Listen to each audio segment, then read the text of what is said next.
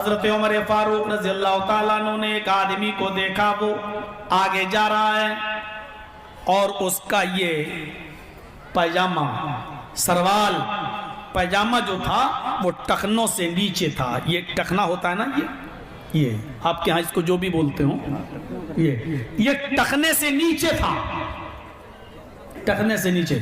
حضرت عمر فاروق نے اس کو آواز دی، یا اخی، پیچھے تھے اس لیے پہچان نہیں پائے کہ کون جا رہا ہے، آواز دی، یا رجل، اے آدمی سن۔ اس نے پیچھے مڑ کے دیکھا تو وہ سمجھ نہیں پایا کہ حضرت عمر کس کو آواز دے رہے، ایسے دیکھا، پھر آگے جانے لگا۔ حضرت عمر فاروق رضی اللہ تعالیٰ عنہ نے اس کو پھر آواز دی، اس نے کہا کہ پیچھے مڑ کے دیکھا، مجھے آواز دے رہے ہیں۔ حضرت عمر نے کہا، تعال، ادھر آؤ۔ وہ قریب آیا، جب 10 قدم 15-20 قدم دور پہ رہ گیا تو حضرت عمر نے اس کی آنکھوں میں آنکھیں ڈال کے کہا، احائز انتا، عربی کے جملے دیکھیے، احائز انتا، مطلب سمجھتے ہیں؟ کیا تجھے پیریڈ آ رہا ہے؟ پیریڈ کس کو آتا ہے؟ لیڈیز کو۔ عورت کو مہینہ آتا ہے نا، ایک مہینے میں چند دن ان کے جو پیریڈ کے ہوتے ہیں، یہ لیڈیز کو آتا ہے، فطرت ہے، یہ نیچرل چیز ہے۔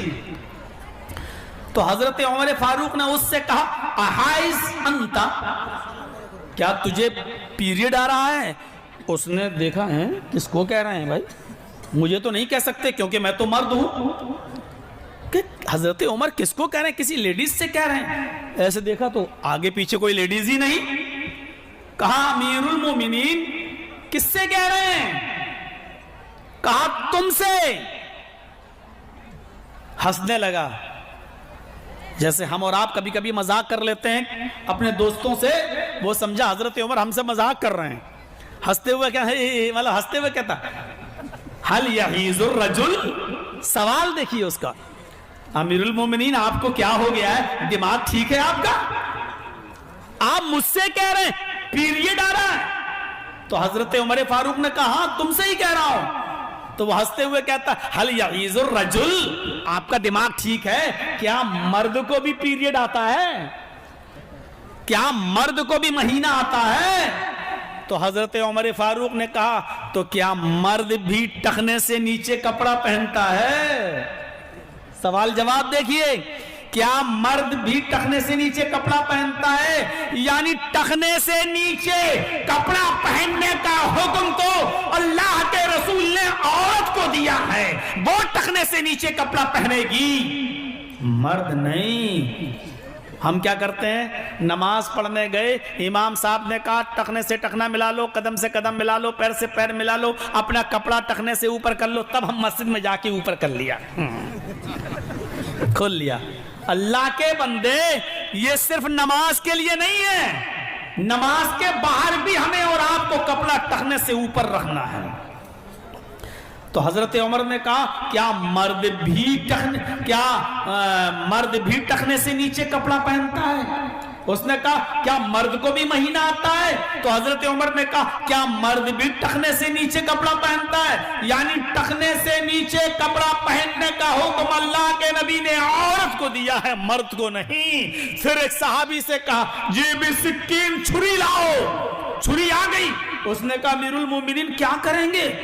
کہا کہ یہ ٹخنے سے نیچے جو کپڑا اس کو میں کاٹوں گا۔ اس نے جلدی سے اوپر کیا اور کہا، امیر المومنین دیکھیے، میں گھر جا رہا ہوں، چھوٹا کر لوں گا۔ حضرت عمر فاروق نے کہا، نہیں، اب میں نے اس کو اپنی آنکھوں سے دیکھ لیا ہے، اس لیے اللہ کے نبی کی حدیث پر میں عمل کروں گا، من رأى منکم منکرا فلیغیر بیدیہ، جو برائی اپنی آنکھوں سے دیکھو پہلے اس کو اپنے ہاتھ سے دور کرو، مٹاؤ۔ اللہ نے مجھے یہ طاقت دی ہے، میں امیر المومنین ہوں، مجھے یہ پاور ہے، میں اس برائی کو اپنے آنکھوں سے دیکھنے کے بعد اپنے ہاتھوں سے مٹا سکتا ہوں۔ چھری سے اس کا پیجامہ کاٹ دیا، پنڈلی کے برابر کر دیا، یہاں تک کر دیا۔ کہا، جاؤ اپنی آنکھ سے کوئی برائی ہم دیکھتے تھے تو اس کو اپنے ہاتھ سے دور کرتے تھے. ہم سماج اور سوسائٹی میں رہ رہے ہیں. کتنی طاقت ہے آپ کو, اور آپ کے سماج نے, آپ کے معاشرے نے,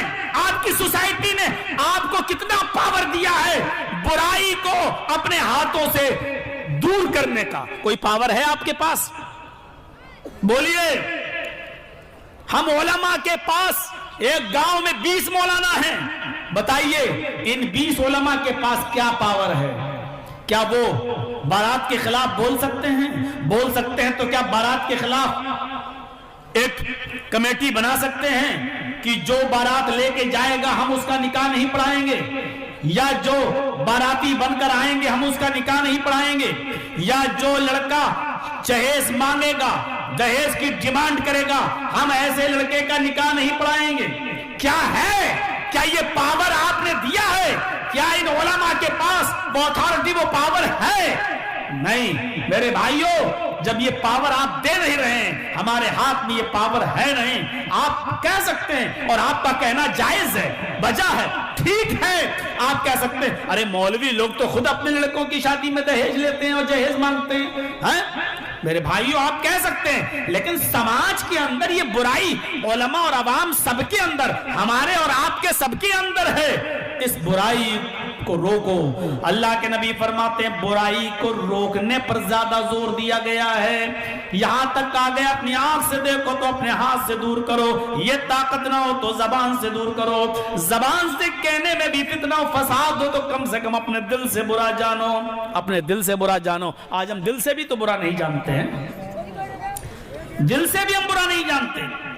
یا ایھا الذین آمنوا اتقوا اللہ ولتنظر نفس ما قدمت لغد. کسی بھی برائی کو روکنے کے لیے تقوی ہونا بہت ضروری ہے.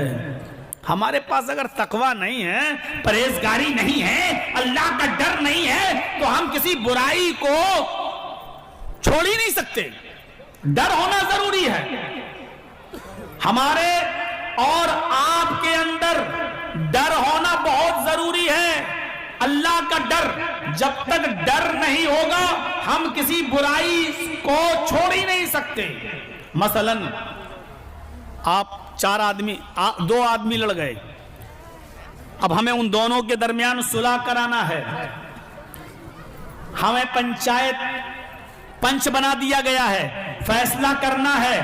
اب ہم 2 آدمی مل کر فیصلہ کریں گے, لیکن ان 2 آدمیوں کا فیصلہ ہمیں کرنا ہے. اس میں ایک ہمارا رشتہ دار ہے. اب ہم یہ چاہیں گے ایسا فیصلہ کیا جائے ہمارے رشتہ دار پر کم سے کم, جو ہمارا ریلیٹو ہے, کم سے کم اس کے اوپر آنچ آئے, یا اس کو زیادہ پینالٹی اور جرمانہ نہ دینا پڑے. اب ہم اس میں ایسی کوشش کر, یہاں اللہ سے ڈرنے کی ضرورت ہے. اللہ کا ڈر ہوگا تو یہاں انصاف کی بات ہوگی. اللہ کا ڈر ہوگا تو آپ حق بات کہیں گے. آپ یہ نہیں دیکھیں گے یہ میرا بھائی ہے, آپ یہ نہیں دیکھیں گے یہ میرا بیٹا ہے, آپ یہ نہیں دیکھیں گے کہ یہ میرا چچا زاد بھائی ہے, میرا خالہ زاد بھائی ہے. آپ جو بھی بات کہیں گے وہ انصاف کی بات کہیں گے, اس لیے کہ یہاں اللہ کا ڈر ہونا بہت زیادہ ضروری ہے. معاشرے کی سماج کی اصلاح کے لیے اللہ کا خوف, اللہ کا ڈر ہونا بہت ہی زیادہ ضروری ہے. اور ہاں سنیے, نیت خاص ہونی چاہیے اللہ کے لیے. جو بھی کام کر رہے ہیں وہ اللہ کے لیے ہونی چاہیے. انما الاعمال بالنیات, تمام اعمال کا دار و مدار نیتوں کے اوپر ہے. تمام اعمال کا دار و مدار نیت کے اوپر ہے. تمام اعمال کا مطلب اچھے اعمال کا, برے عمل کا دار و مدار نیت پر نہیں ہے. آج آپ کو ایک چیز اور سمجھا دوں, اچھے عمل کا دار و مدار نیت پر ہے, برے عمل کا دار و مدار نیت پر نہیں ہے. برا عمل برا ہی رہے گا چاہے اس میں نیت کتنی ہی اچھی ہو. برا کام اچھا نہیں ہو جائے گا اچھی نیت کی وجہ سے. مثلا ایک غریب لڑکی کی شادی ہونا ہے, میرے پاس دینے کو کچھ نہیں ہے. اب ہم اس کی شادی کرانا چاہتے ہیں لیکن میرے پاس بھی کچھ نہیں ہے. لیکن میرے پڑوس میں ایک آدمی ہے, اس کی گولڈ کی, سونے کی دکان ہے, بہت امیر ہے. ہم اس کی دکان میں چوری کرنے کے لیے چلے گئے. ارے یار 2-4 تولہ سونا 2-4 بھری سونا لے لیتے ہیں، ایک غریب لڑکی کی شادی کر دیں گے، کیا برائی ہے اس میں؟ غریب کی شادی ہو جائے گی، اور اس آدمی کے پیسے میں کیا کمی، یہ تو بہت پیسے والا ہے۔ ہم گھس گئے، تھوڑا سا سونا ہم نے چرا لیا، اور سونا چوری کرنے کے بعد ہم اس غریب لڑکی کو دے دیتے ہیں، اس کے ماں باپ کو دے دیتے ہیں، لو اپنی بیٹی کی شادی کرا دو۔ سونا ہم نے اپنے لیے استعمال نہیں کیا، اس سونے کو میں نے غریب آدمی کی بیٹی کے لیے دے دیا ہے۔ دیکھیے کام ہمارا غلط تھا، نیت ہماری اچھی تھی، اس پیسے کو، اس سونے کو، اس چاندی کو میں اپنے اوپر استعمال نہیں کر رہا ہوں۔ اب آپ ایمانداری کے ساتھ بتائیے، ہم نے اچھے کام میں پیسہ خرچ کر دیا، سونا اچھی جگہ پر دیا، غریب لڑکی کی شادی کے لیے دیا، تو کیا یہ ہمارا اچھا کام اس برے کام کو جائز کر دے گا؟ کیا چوری کو جائز کر دے گا؟ نہیں، چوری ہی رہے گی۔ اگر ہم پکڑے گئے تو اسلامی قانون کے مطابق ہمارا ہاتھ کاٹا جائے گا، اگرچہ وہ پیسہ ہم نے اپنے بیوی بچوں پر خرچ کیا ہو یا نہ کیا ہو، ہم نے غریبوں ہی کو کیوں نہ دیا ہو، ہم نے غریب لڑکی کی شادی ہی میں کیوں نہ دیا ہو، وہ پیسہ، وہ سونا غریب پر خرچ کیا، لیکن چوری ہم نے کی، پکڑے گئے تو ہاتھ ہمارا کاٹا جائے گا۔ اس لیے تمام اچھے عمل کا دار و مدار نیت پر ہے، برے عمل کا دار و مدار نیت پر نہیں ہے۔ برا عمل برا ہی رہے گا، وہ اچھا نہیں ہوگا چاہے کتنی اچھی نیت ہو۔ ہاں بھئی اب کیا پریشانی ہو گئی بیٹا؟ او بیٹا، ابھی باپ کہتا بیٹا کہہ رہا ہوں،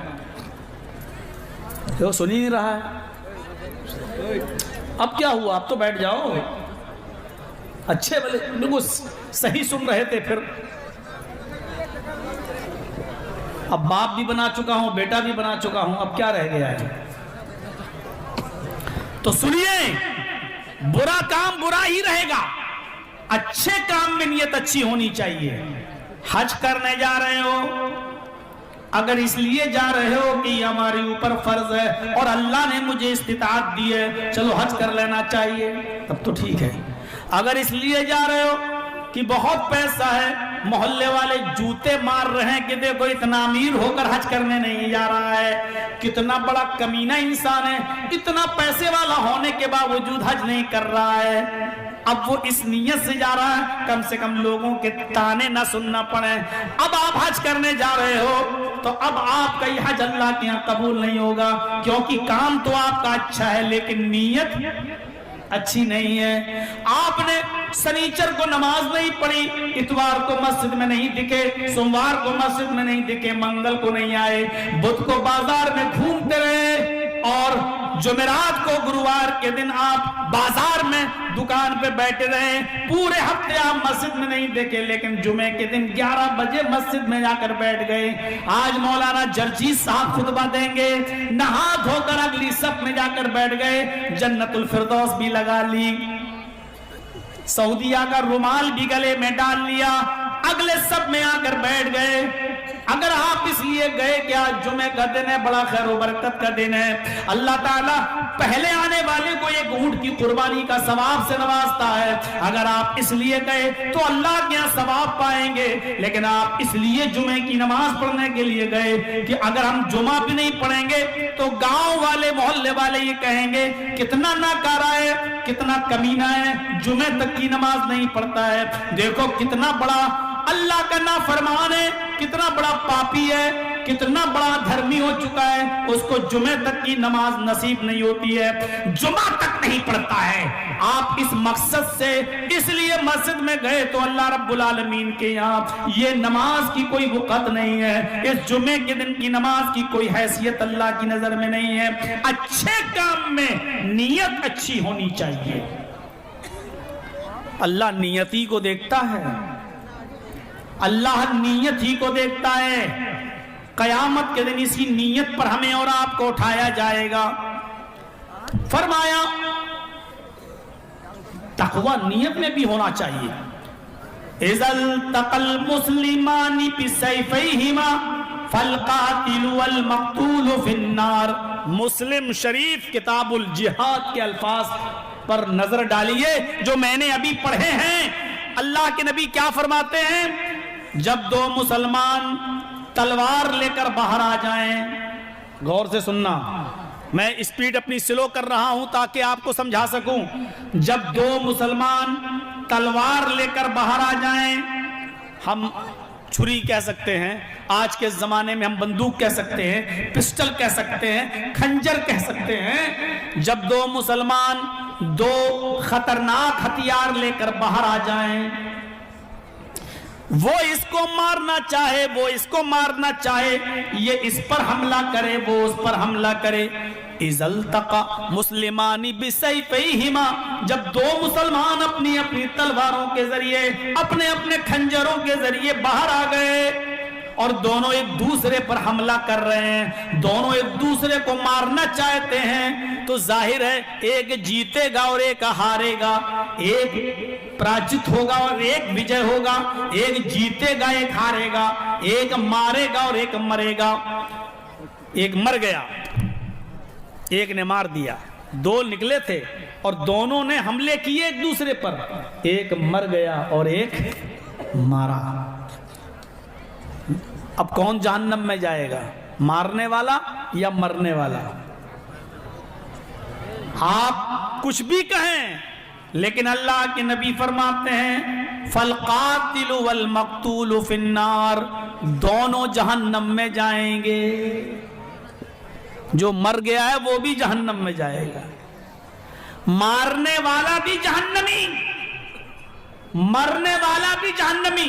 حالانکہ مرنے والے نے مارا نہیں ہے، قاعدے سے عقل یہ کہتی ہے کہ مارنے والے کو جہنم میں جانا چاہیے کیونکہ مجرم تو مارنے والا ہے، اس کو جہنم میں جانا چاہیے، لیکن رسول اللہ فرماتے ہیں فَالْقَاتِلُ وَالْمَقْتُولُ فِي النَّارِ، مارنے والا بھی اور مرنے والا بھی، قاتل بھی اور مقتول بھی، دونوں جہنم میں جائیں گے۔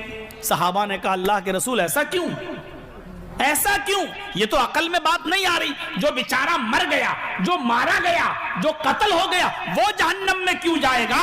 ھذا القاتل، یہ قتل کرنے والا تو یہ ہے، اس کو جہنم میں جانا چاہیے، یہ نہیں جائے گا، وہ جا رہا ہے، مرنے والا بھی جہنم میں جا رہا، ایسا کیوں؟ تو اللہ کے نبی نے جو جملہ کہا، جو ورڈ کہا، اس کو سنیں۔ آپ نے فرمایا مرنے والا بھی جہنم میں اس لیے جائے گا انہو کانا حریصن علی قتل صاحبہ، کیونکہ مرنے سے پہلے اس کے دل میں بھی یہ نیت تھی کہ میں اس کو ماروں، وہ بھی یہ چاہتا تھا کہ میں اس کو قتل کر دوں، اس نیت کی وجہ سے وہ جہنم میں وہ بھی جائے گا، کیونکہ مارنے کی نیت سے تو وہ بھی نکلا تھا، تلوار، خنجر، پسٹل، بندوق تو اس نے بھی پکڑ رکھی تھی، وہ بھی تو مارنا ہی چاہتا تھا، اس کے دل میں بھی یہ نیت تھی کہ میں اس کو ماروں، نیت کی وجہ سے جہنم میں جائے گا۔ بھائی آپ حج کرنے کی نیت سے نکل گئے گھر سے، حج کرنے جا رہے ہیں، راستے میں موت آ گئی تو آپ کو حج کا ثواب ملے گا، اس لیے کہ آپ تو حج کی نیت کر چکے تھے۔ آپ ظہر کی نماز پڑھنے کے لیے گھر سے نکلے، وضو بنایا، مسجد تک پہنچے نہیں، ایکسیڈنٹ ہو گیا اور آن اسپاٹ آپ انتقال کر گئے، مر گئے، تو آپ کو ظہر کی نماز کا پورا ثواب ملے گا، اس لیے کیونکہ آپ ظہر کی نیت کر چکے تھے، آپ تو نکلے تھے ظہر کی نماز پڑھنے کے لیے، آپ نے بھلے ہی نہ پڑھی ہو، اس سے پہلے آپ کو موت آ گئی، لیکن ظہر کی نماز کا ثواب آپ کو ملے گا۔ یہی ہے، آپ گھر سے تلوار لے کر نکلے اس کو مارنے کی نیت سے، بھلے ہی آپ نے نہ مارا ہو، آپ مر گئے ہو اس کی تلوار سے، لیکن جہنم میں آپ بھی جائیں گے، کیونکہ نیت آپ کی بھی یہ تھی کہ میں اپنی تلوار سے اس کو ماروں۔ ہاں سوچئے ہم کتنے گناہ کرتے ہیں، لیکن اللہ کتنا مہربان ہے۔ ہم زنا کے ارادے سے نکلے، کسی لڑکی نے بلایا فون کر کے، ہم غلط کام کرنے کے لیے نکلے، نیت ہے غلط کام کرنے کی، راستے میں ایکسیڈنٹ ہو گیا اور ہم مر گئے، تو یہاں اللہ تعالی ہمیں زنا کا گناہ نہیں دے گا۔